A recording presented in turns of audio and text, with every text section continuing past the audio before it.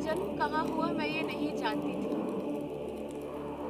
सिवाय इसके महल असीम रूप से पुराना और असीम रूप से भयानक था। ऊंची दीवारें, बड़ी बड़ी छतें, जहां आंख को केवल जाल और छाया ही मिल सकती थी। बहते गलियारों में पत्थर हमेशा बहुत ही नम लगते थे। यहाँ एक शापित गंध थी, जैसे मृत पीढ़ियों की ढेर सारी लाशें। यहाँ कभी भी प्रकाश नहीं था, इसीलिए मैं अक्सर मोमबत्तियां जलाती और राहत के लिए लगातार उन्हें देखती रहती। बाहर कोई सूरज नहीं था, क्योंकि भयानक पेड़ उस सबसे ऊंचे सुलभ टावर से भी ऊंचे उठ गए थे। एक काली मीनार है जो उस ऊंचे उठे सुलभ टावरों से भी ऊपर जा चुकी है। वो आंशिक रूप से बर्बाद हो चुकी है, इसीलिए तो उस पर चढ़ाई नहीं की जा सकती।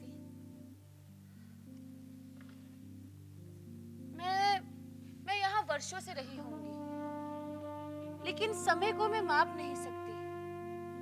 प्राणियों ने भी अवश्य मेरी जरूरतों का ख्याल रखा है, लेकिन फिर भी मैं अपने सिवा किसी अन्य व्यक्ति को नहीं जानती या कुछ भी जीवित। लेकिन नीरव चूहों, चमगादड़ों और मकड़ियों को मैं खूब अच्छी तरह पहचानती हूँ। मुझे लगता है जिसने भी मेरा पालन पोषण किया वो आश्चर्यजनक रूप से वृद्ध रहा होगा, क्योंकि एक जीवित व्यक्ति के बारे में मेरी पहली अवधारणा मेरे जैसी ही थी। विकृत, सिकुड़ी हुई, जो महल की तरह सड़ रही थी। मेरे लिए हड्डियों और कंकालों में कुछ भी अजीब नहीं था। मैंने इन सारी चीजों को अपनी रोज की जिंदगी से जोड़ा और उन रंगीन चित्रों की तुलना में अधिक स्वाभाविक पाया जो मैंने कई फंगस लगी किताबों में देखे थे। मैं जो कुछ भी जानती हूँ वो सब मैंने इन्हीं किताबों से सीखा है। हालांकि किसी भी शिक्षक ने मेरा मार्गदर्शन नहीं किया। इतने सारे वर्षों में मुझे एक भी मानवीय आवाज सुनने की याद नहीं, यहाँ तक कि अपनी भी नहीं। मैंने भाषण पढ़े थे, किंतु कभी भी उन्हें जोर से बोलने की कोशिश नहीं की।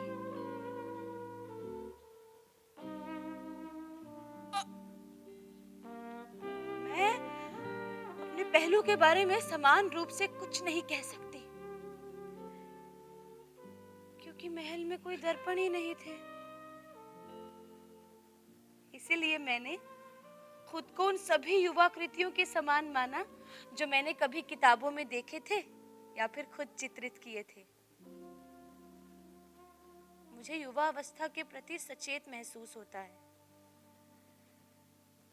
क्योंकि मुझे बहुत कम याद है।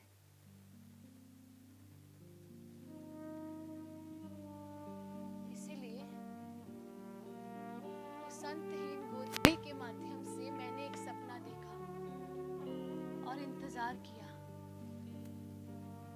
हालांकि मैं किसका इंतजार कर रही थी मुझे मालूम नहीं, किंतु उस छायादार एकांत में प्रकाश के लिए मेरी लालसा इतनी तीव्र हो गई कि अब मैं और अधिक इंतजार नहीं कर सकती थी। मैंने विनती करते हुए उस काले खंडहर टावर की ओर हाथ उठाए और अंत में मैंने उसे स्केल करने का संकल्प ले लिया। हालांकि मैं गिर सकती थी, लेकिन फिर भी बिना दिन देखे जीने की अपेक्षा उस आकाश की एक झलक पा लेना और नाश हो जाना बेहतर है।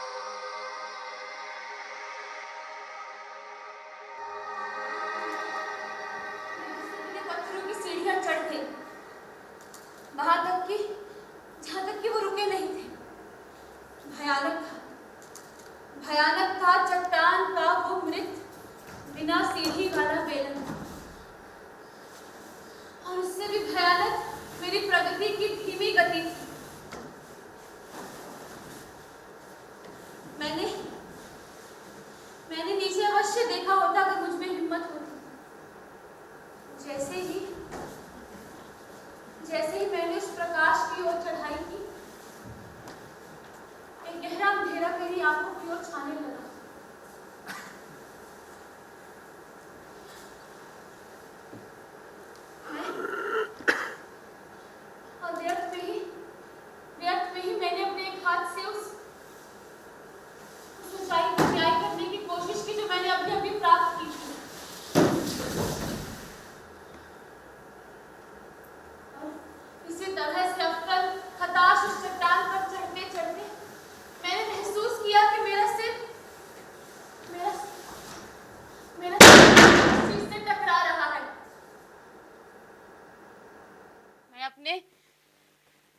मैं अपने सिर से उस स्लैब को धक्का दे रही थी, क्योंकि मैंने अपने दोनों हाथों का इस्तेमाल अपनी भयावह चढ़ाई में किया था।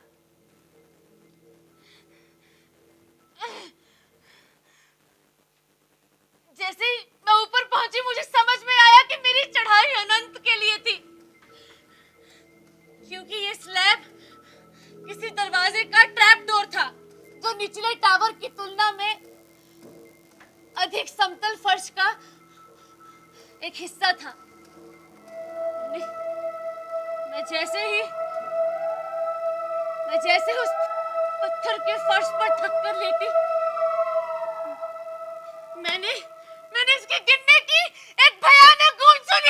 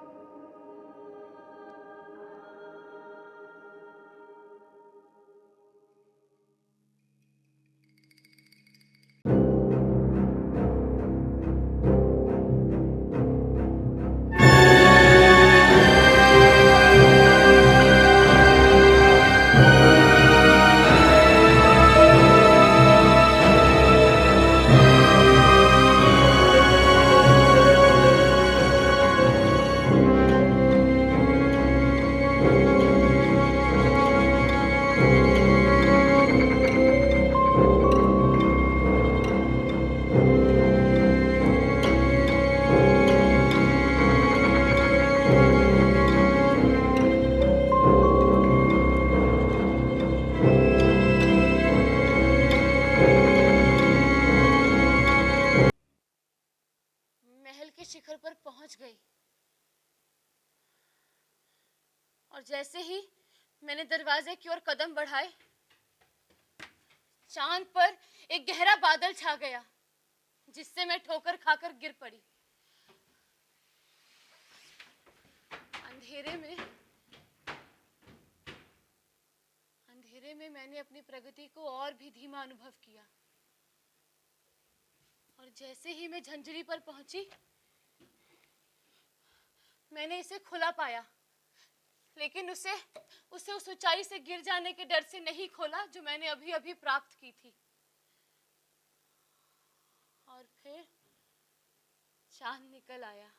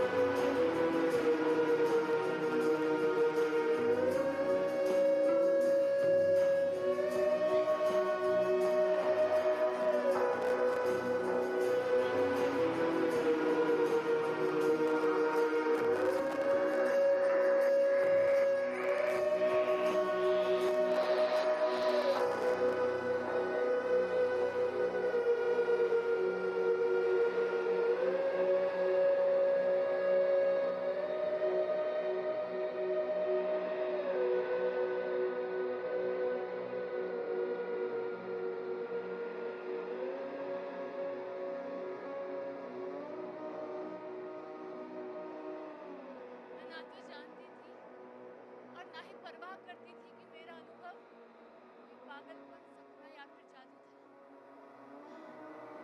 मैं कौन थी, मैं क्या थी या फिर मेरा परिवेश क्या हो सकता है, ये मैं कुछ नहीं जानती थी, सिवाय इसके कि उस अंतहीन जंगल से चलते हुए कुछ गुप्त आकृतियां मेरे सामने आई, जिन्होंने मेरी यात्रा को और आकस्मिक नहीं रहने दिया था। मैं स्तंभों के क्षेत्र से मेहराब के नीचे से होकर गुजरी, एक तेज नदी को पार कर गई, जहां चिनाई में पुल लंबे समय से गायब हो चुका था।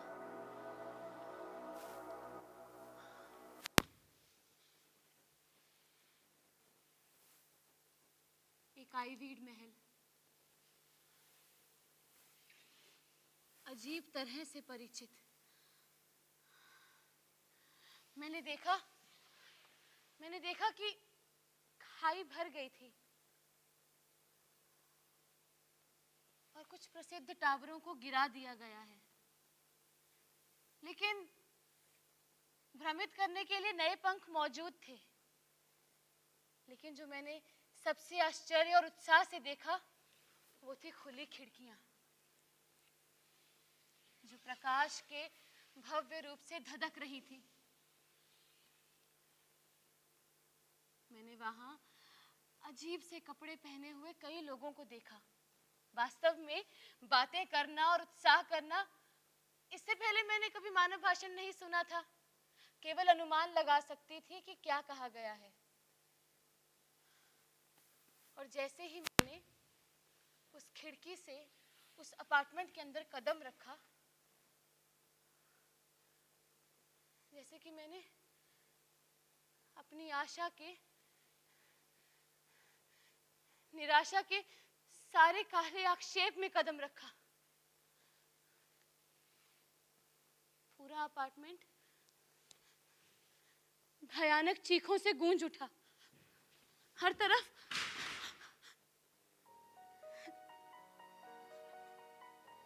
सभी चेहरों पर विकृत भाव थे, जो मैंने पहले कभी नहीं देखे थे। मैं वो सब मुझे देख के चिल्लाए।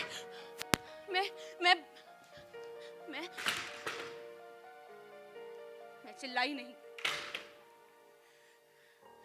लेकिन रात के सारे पैशाचिक भूत मेरे लिए चिल्लाए।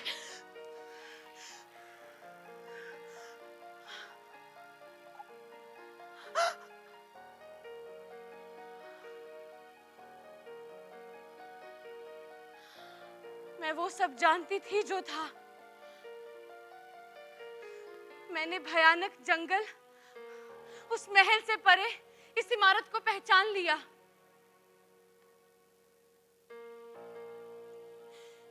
मैंने पहचान लिया सबसे अपवित्र घृणा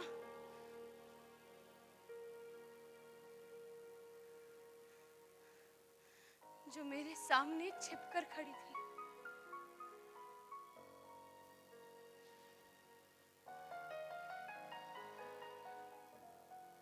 और मैंने अपनी उंगलियों को अपने ऊपर से उठाया